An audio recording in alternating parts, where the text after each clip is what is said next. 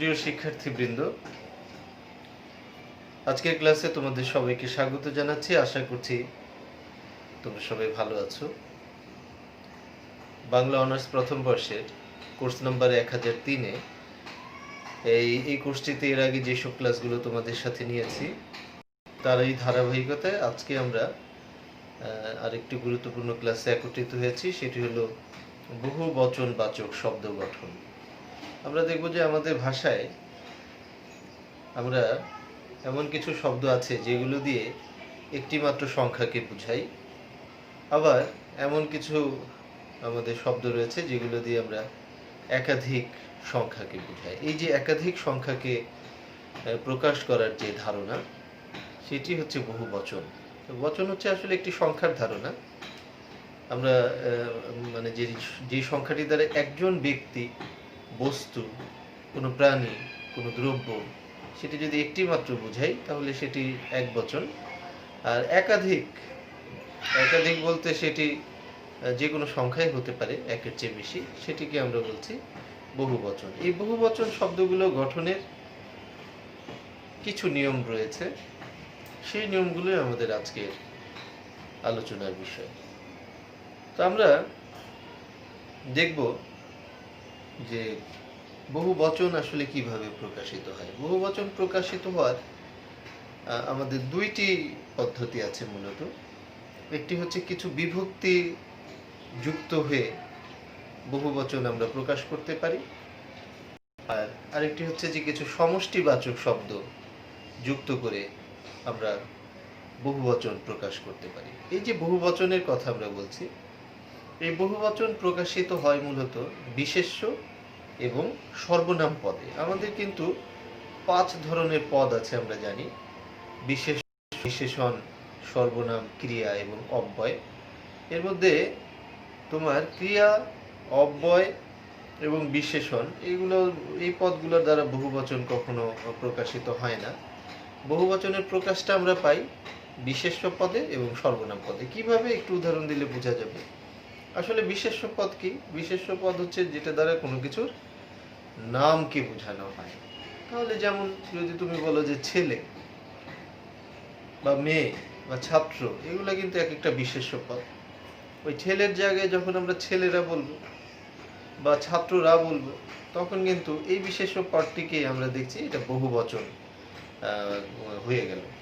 আমরা যখন বলছি বই, তখন সেটি এক বচন, কিন্তু বইগুলো, তখন কিন্তু সেটি বহু বচন হয়ে গেল। তাহলে এইভাবে আমরা বিশেষ্য পদকে বহু বচনের রূপ দিয়ে প্রকাশ করতে পারি। আর হচ্ছে সর্বনাম পদ। সর্বনাম পদ আমরা জানি যে প্রোনাউন, বিশেষের পরিবর্তে যে পদটি ব্যবহৃত হয় সেটি সর্বনাম।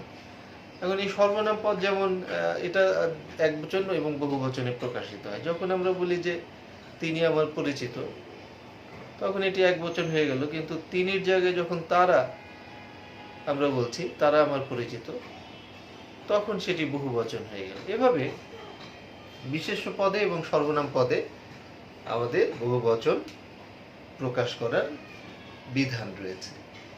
আগেই বলছিলাম যে এই বহু বচনগুলো প্রকাশের মূলত দুইটি উপায়। একটি হলো কিছু বিভক্তি আমরা যোগ করতে পারি, আর আরেকটি হচ্ছে সংখ্যাবাচক কিছু শব্দ আমরা যোগ করতে পারি। এই যে বিভক্তির কথা, যেমন এই যে রা, এরা, গুলো, গুলি, এগুলো কিন্তু বহু বচনকে প্রকাশ করে। আমরা যদি বলি ছেলেরা ফুটবল খেলছে, এই যে রা যুক্ত হলো, এটি বহু বচন প্রকাশ করছে। গুলো বা গুলি, বইগুলি টেবিলে পড়ে আছে, বহু বচন প্রকাশ করছে। এই জাতীয় কিছু বিভক্তি রয়েছে, এগুলো বহু বচন প্রকাশ করে। আর কিছু রয়েছে সমষ্টিবাচক শব্দ, যেমন সকল, সমূহ, বর্গ, বৃন্দ। আমরা অনেক সময় বলি যে শিক্ষক বৃন্দ, এই বৃন্দটা দ্বারা একাধিক শিক্ষককে বোঝানো হচ্ছে, এটা একটা বহু বচন। আমরা শিক্ষক মণ্ডলী যদি বলি বা সুধীবৃন্দ যদি বলি, তাহলে এইগুলো বহু বচনবাচক শব্দ। এইভাবে আমরা কিছু বিভক্তির মধ্যে দিয়ে বহু বচনকে প্রকাশ করি, আবার কিছু শব্দের মাধ্যমে আমরা বহু বচনকে প্রকাশ করি।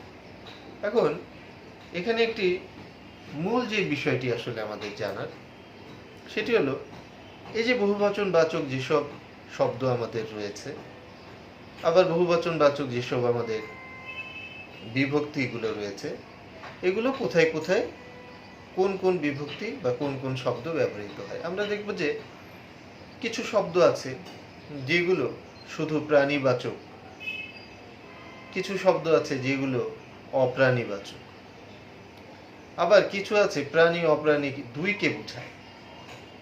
তো সেই জায়গাটা আমাদের জেনে নেওয়াটাই হচ্ছে আজকের ক্লাসে সবচেয়ে গুরুত্বপূর্ণ জায়গা, যে কোথায় বা কোন শব্দ এবং কোন বিভক্তিগুলো প্রাণীবাচক।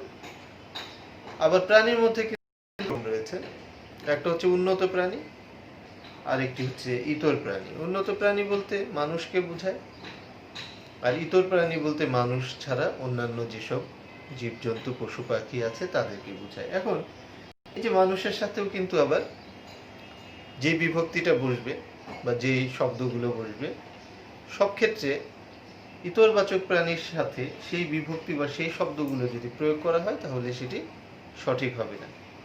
এই জায়গাগুলোতেই আমাদের ভুলগুলো হয় এবং এই জায়গাটি জানাটাই আমাদের আজকের ক্লাসের সবচেয়ে গুরুত্বপূর্ণ অংশ। তাহলে আমরা সেই শব্দ এবং বিভক্তিগুলোকে একটু দেখি। আমরা বোর্ডের কাছে চলে আসি এবং আমরা প্রথমে কিছু শব্দ দেখব, যে শব্দগুলোর মধ্যে আমরা এখানে কিছু শব্দ পাবো, যে শব্দগুলো তোমার বহু বচনকে প্রকাশ করতে ব্যবহৃত হয়ে থাকে।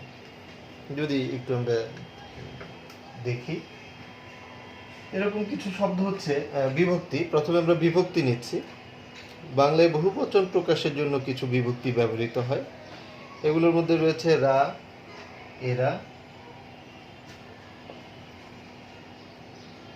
গুলা, গুলি,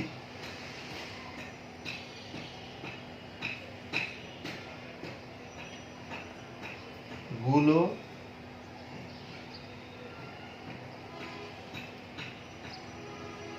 আর একটি রয়েছে দিগ, দের, ইত্যাদি আরো আছে। ইত্যাদি যখন আমরা বলছি তার মানে আরো আছে। এখান থেকে সবগুলো কিন্তু আমরা ওইভাবে ব্যবহার করি না।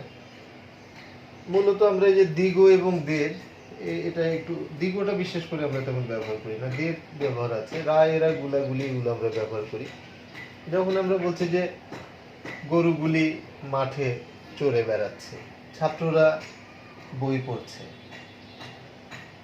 তো এইভাবে আমরা এই গুলোটাও কিন্তু আমরা ব্যবহার করি, যে লোকগুলো গল্প করছে।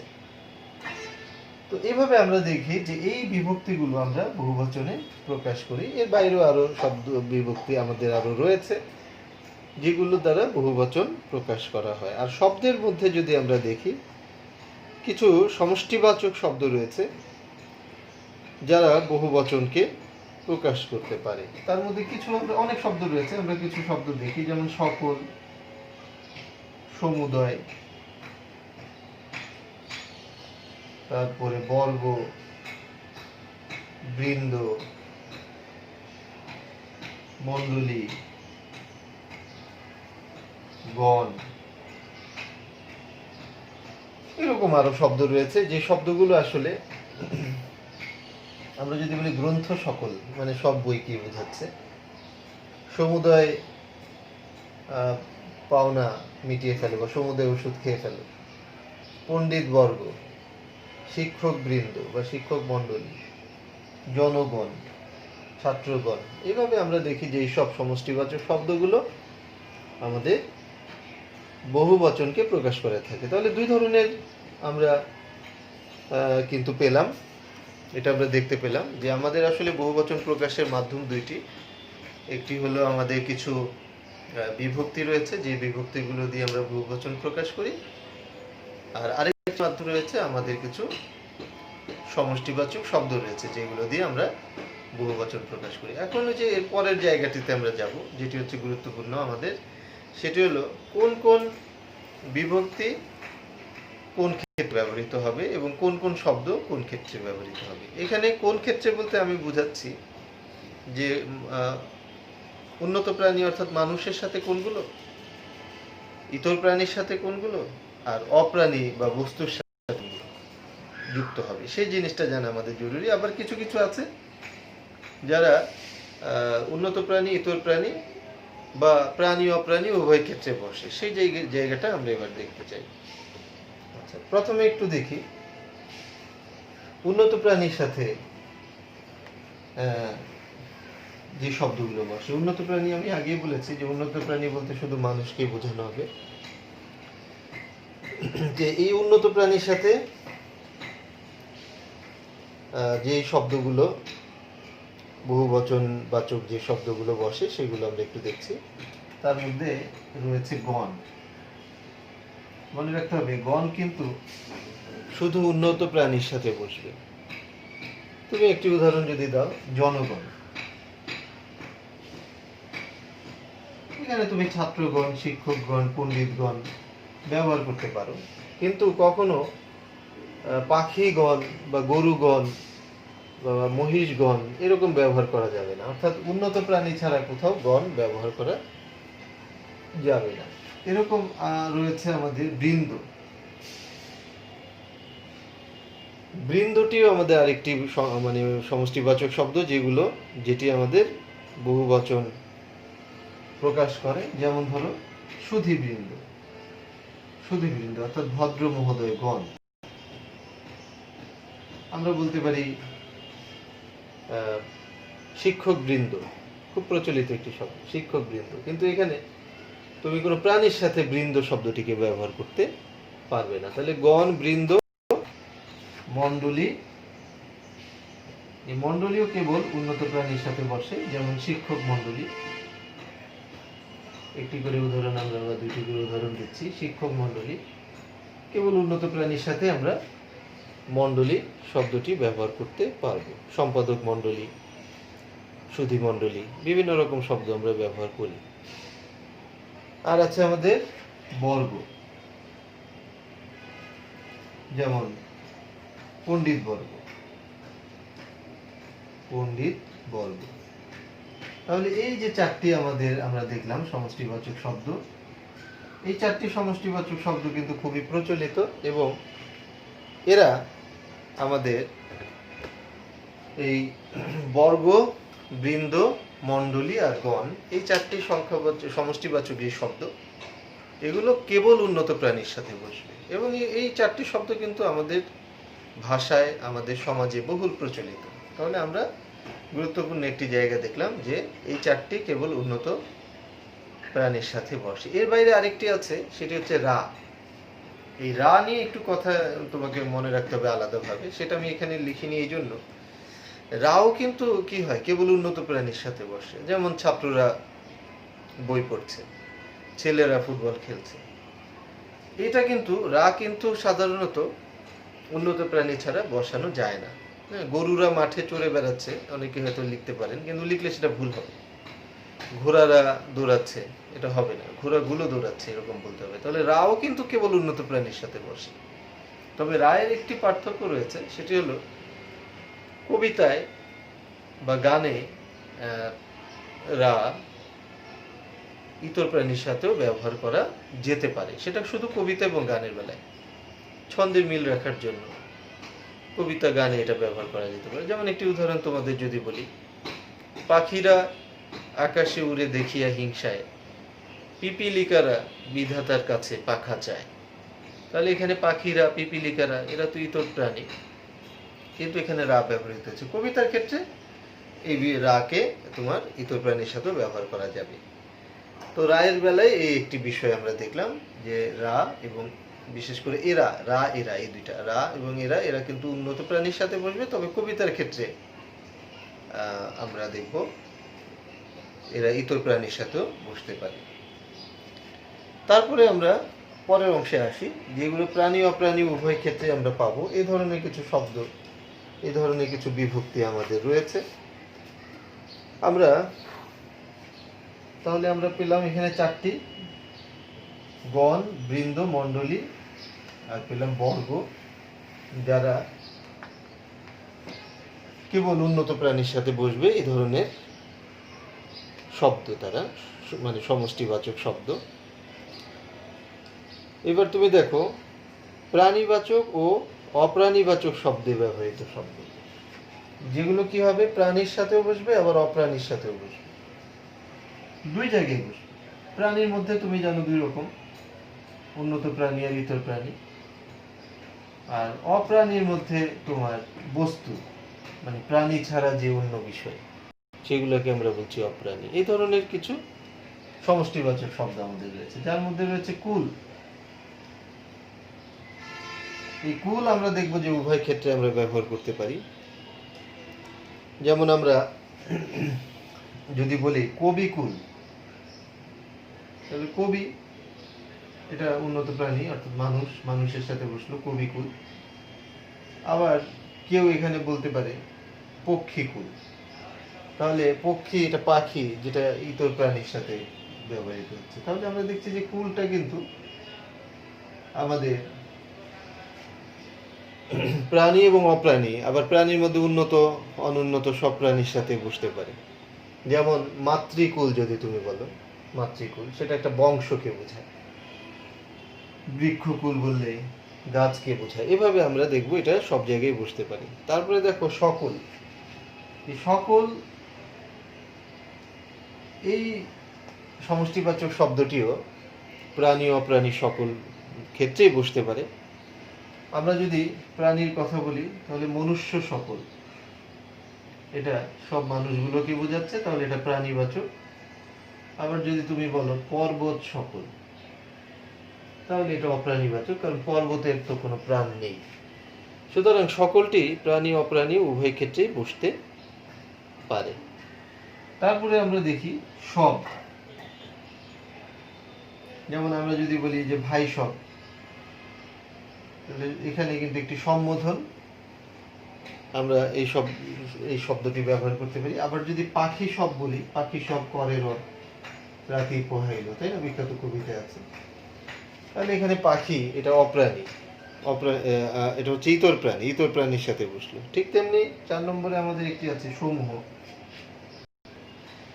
সমূহটি কিন্তু তোমার প্রাণী অপ্রাণী সব জায়গায় বসবে। যেমন তুমি যদি বলো মনুষ্য সমূহ, মনুষ্য সমূহ বললে মানুষকে বোঝায়, তাহলে এটি প্রাণীবাচকের সাথে বসলো। আর যদি বলো অপ্রাণীর আরেকটি আমরা উদাহরণ নিই, যেটি হচ্ছে বৃক্ষ সমূহ।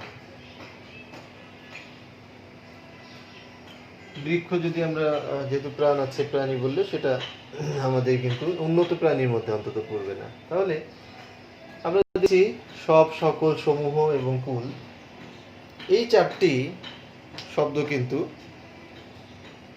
আমাদের প্রাণী এবং অপ্রাণী উভয় ক্ষেত্রে বসে। তাহলে আমরা 2টি অংশ দেখলাম। শব্দের মধ্যে আমরা দেখলাম প্রথমে যে শব্দগুলো উন্নত প্রাণীর সাথে বসে সেগুলো ছিল বর্গ, বৃন্দ, মণ্ডলী এবং গণ।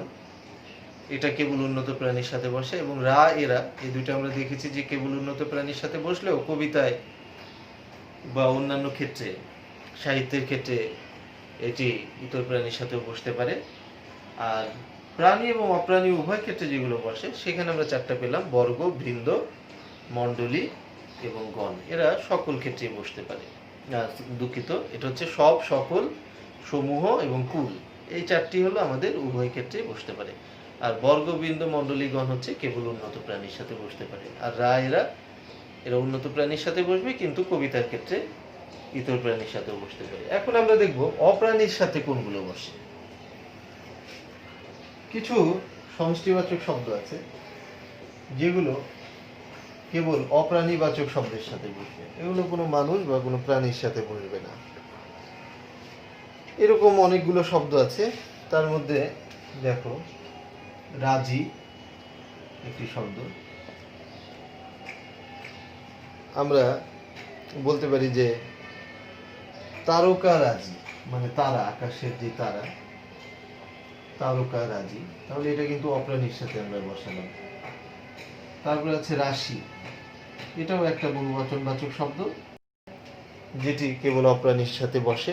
রাশি দিয়ে একটি উদাহরণ যদি আমরা নেই, তাহলে হতে পারে বালু রাশি। বালুকা রাশি, যেটা তাহলে বালু রাশি মানে রাশি রাশি বালুর কথা বলছে, এটা কিন্তু প্রাণী, অপ্রাণীর সাথে বলবে। তাহলে রাজি রাশি, তারপরে আমাদের গুচ্ছ যদি আমরা নিই, রাজি রাশি, তারপরে তুমি গুচ্ছ নাও, গুচ্ছ, কবিতা গুচ্ছ, কবিতা গুচ্ছ, দেখো অপ্রাণীর সাথে বসলো। তারপরে যদি আমরা নেই দাম, রাজি রাশি গুচ্ছ দাম, দামকে আমরা নিব কুসুম দাম, কুসুম দাম। এভাবে আরো কিছু শব্দ আছে, যেমন পুঞ্জ, পুঞ্জ তুমি মেঘ পুঞ্জ বলতে পারো, মেঘ পুঞ্জ।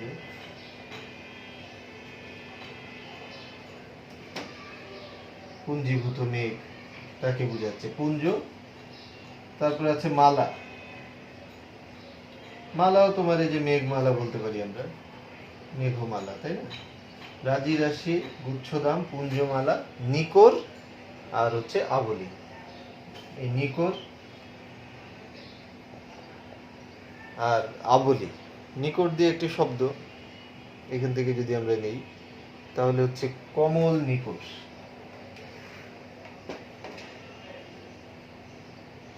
কমল নিকট। তাহলে রাজি রাশি গুচ্ছদাম পুঞ্জমালার লিকর আবলি, এই কয়টি আমাদের বেশি ব্যবহৃত হয়। এর বাইরেও আরো কিছু আছে। আবলির মধ্যে তুমি কি নিতে পারো, যেমন গ্রন্থাবলী, গ্রন্থাবলী, আবলি দিয়ে অনেক শব্দ হয়, আবলি দিয়ে আমাদের অনেক শব্দ হয়। আমরা একটা মনে আসলো, এটাকে আমরা লিখলাম গ্রন্থাবলী। তো তাহলে দেখা যাচ্ছে কিছু কিছু সমষ্টিবাচক শব্দ যেমন আমাদের কেবল আমাদের উন্নত প্রাণীর সাথে বসে, কিছু আবার আমরা দেখলাম উন্নত প্রাণী বা অপ্রাণী প্রাণী সকল ক্ষেত্রে বসে, আর কিছু পেলাম যারা কেবল অপ্রাণীর সাথে বসে, অর্থাৎ যাদের প্রাণ নেই এমন বিষয়ের সাথে বসে। এর মধ্যে একটি বিশেষ বৈশিষ্ট্য হচ্ছে জুত, একটি শব্দ আছে পাল, পাল শব্দটা তোমরা অনেক ব্যবহার করি, ঘোড়ার পাল, হাতির পাল।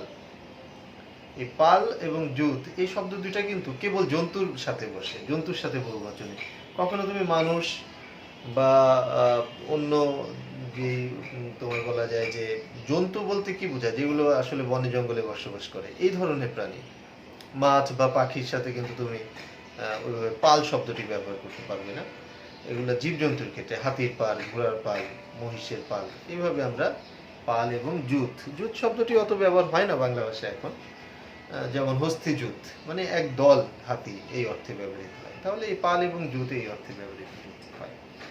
এখন আমরা দেখবো যে এই বহুবচন শব্দের কিছু বৈশিষ্ট্য, এই বৈশিষ্ট্যগুলো আমরা একটু দেখার চেষ্টা করব। এই বৈশিষ্ট্যগুলোর মধ্যে দেখো,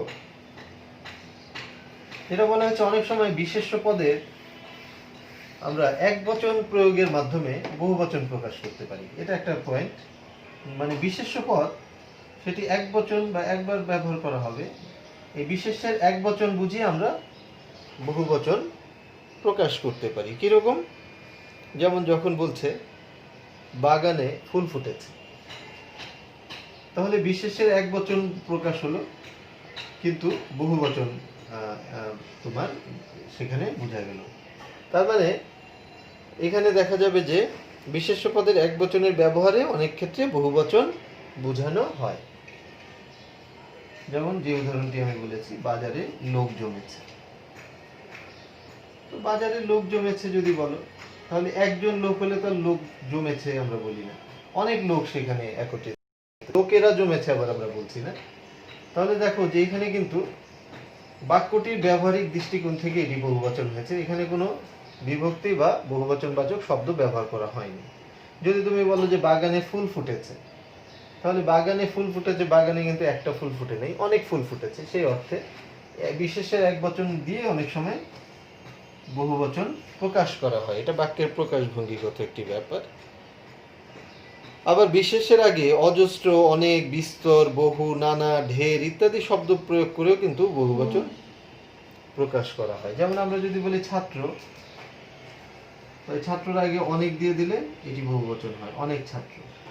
তাহলে এইভাবে অনেক, অজস্র, আমরা যদি বলি অজস্র মানুষ, মানুষ এক বচন, কিন্তু তার আগে তুমি অজস্র দিয়ে দিলে বহু বচন হয়ে যায়। এভাবে অনেক, অজস্র, ঢের, বহু, এইসব শব্দগুলো বিশেষ্য পদের আগে ব্যবহার করে আমরা বহু বচন প্রকাশ করতে পারি। অনেক সময় বিশেষ্য এবং বিশেষণ পদের দ্বিত্ব প্রয়োগের মাধ্যমেও বহু বচন হতে পারে। 3 নম্বরে আমরা যেটা একটা বৈশিষ্ট্য দেখছি, বিশেষ্য বা বিশেষণ পদের দ্বিত্ব প্রয়োগের মাধ্যমে বহু বচন প্রকাশ করতে পারে। যেমন এই যে টাকা শব্দটি একটি বিশেষ্য। এখানে যদি তুমি বলো যে কারি কারি টাকা, কারি কারি টাকা, তার মানে অনেক টাকা, এটা কিন্তু তোমার বহু বচন। এখন সন্দেশ একটি শব্দ, সন্দেশ একটি খাবারের নাম। এখন এটাকে যদি তুমি বলো, এটি কিন্তু এক বচন আছে, কিন্তু যদি বলো হারি হারি সন্দেশ, হারি হারি সন্দেশ বললে অনেক সন্দেশকে বোঝাবে, এটি বহু বচন হয়ে যাবে। তাহলে আমরা 3 নম্বরে দেখলাম যে বিশেষ্য বা বিশেষণ পদের দ্বিত্ব প্রয়োগেও তোমার কিন্তু এই বিশেষ্য বা বিশেষণ শব্দের দ্বিত্ব প্রয়োগে কি হয়, বহু বচন হয়ে যেতে পারে, প্রকাশ করা যেতে পারে। তো আমরা যেই শব্দগুলো দেখলাম আমরা মূলত আমাদের আলোচনার শেষ অংশে এসেছি। তাহলে আমরা দেখতে পেলাম যে বিশেষ্য এবং বিশেষণ প্রকাশের ক্ষেত্রে আমাদের যে শব্দগুলো ব্যবহার করা হয় এগুলো বেশিরভাগ আসলে সংস্কৃত ভাষা থেকে আগত শব্দ, এবং এই সংস্কৃত ভাষা থেকে আগত শব্দগুলো আমাদের দেখা যায় যে আমরা বাংলা ভাষায় ব্যবহার করছি। তো আমরা কিন্তু বিভক্তিও ব্যবহার করছি, আমরা শব্দেরও ব্যবহার করছি। প্রয়োগের ক্ষেত্রে কিছু ভিন্নতা রয়েছে।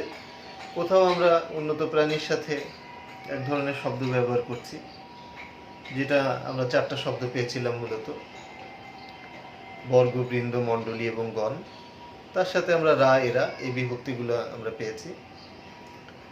আর আমরা দেখেছি যে এই তোমার গুলা, গুলি, গুলো, এগুলো কিন্তু আবার বস্তুর সাথেও বসে, প্রাণীর সাথেও বসে। লোকগুলো বাজারে যাচ্ছে আমরা যদি বলি, সেটাও হয়। আবার বইগুলো এলোমেলো পড়ে আছে। তাহলে এই যে ইয়েগুলো মানে বিভক্তিগুলো, এটা 2 ক্ষেত্রেই ব্যবহার করি আমরা সাধারণত, কিন্তু শব্দের ক্ষেত্রে আমাদের এই ভিন্নতাটা আমরা সুস্পষ্ট।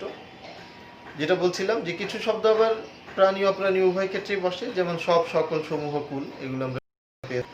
আর কিছু শব্দ আমরা পেয়েছি সমষ্টিবাচক শব্দ, যেগুলো শুধু অপ্রাণীর সাথে বসে, রাজি, রাশি, গুচ্ছদাম, পুঞ্জ, মালা, নিকর, আবলি, সেটা আমরা দেখেছি। আর কিছু বৈশিষ্ট্য আমরা দেখেছি যে অনেক সময় বিশেষের এক বচন ব্যবহার করা হয়, সেটা দ্বারা বহু বচন বোঝায়। যে বাগানে ফুল ফুটেছে, অনেক ফুলকে বোঝাচ্ছে, কিন্তু ফুলগুলো ফুটেছে বলে না। সিংহ বনে থাকে, এটা বললে কিন্তু সব সিংহকেই বোঝায় সাধারণত, যে সিংহরা বনে থাকে আমরা কিন্তু বলি না। তাহলে এগুলো বহু বচন, এক বচনের ব্যবহারে অনেক সময় বহু বচন প্রকাশ করা হয়। আবার আমরা দেখছি যে বিশেষ্য বা বিশেষণ পদের আগে তোমার বহুবচনবাচক শব্দ ব্যবহার করে বহুবচন প্রকাশ করা হয়। অজস্র, অনেক, প্রচুর, এইসব শব্দ ব্যবহার করে বহুবচন করা হয়। আরেকটি আমরা দেখেছি বিশেষ্য বা বিশেষণ পদের দ্বিত্ব প্রয়োগের মধ্যে দিয়েও কিন্তু বহুবচন হয়, তাই না?